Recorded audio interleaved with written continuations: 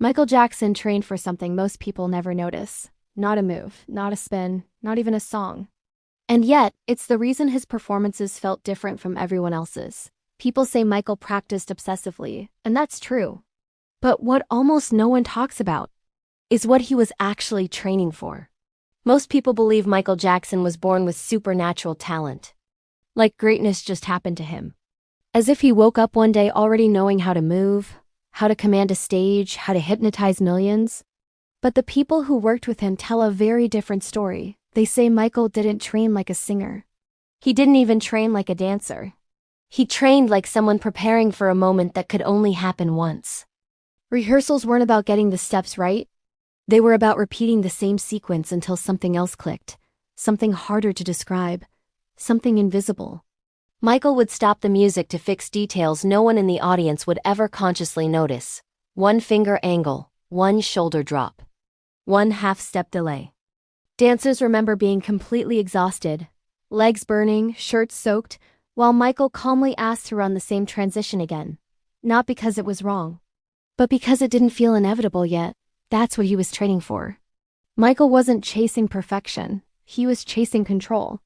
Control over timing. Control over emotion. Control over the exact second the audience would react. He wanted to decide when people gasped, when they screamed, when they held their breath without realizing it. Take the moonwalk.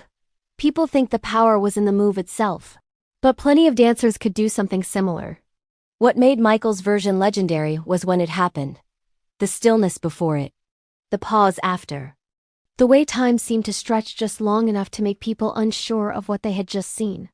That wasn't accidental. Michael rehearsed the silence as much as the movement. He practiced standing completely still. He practiced doing nothing.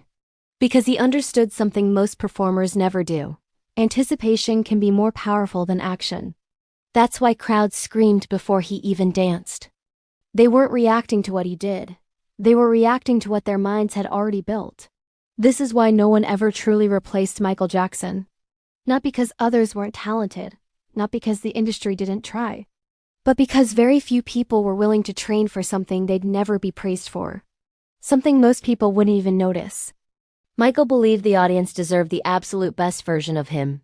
Every single night. Not sometimes. Not when it felt easy. And maybe that's the real legacy of Michael Jackson.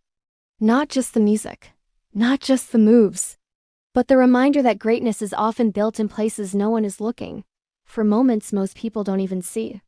If you want more stories about what actually made legendary artists different, subscribe. This channel isn't about gossip.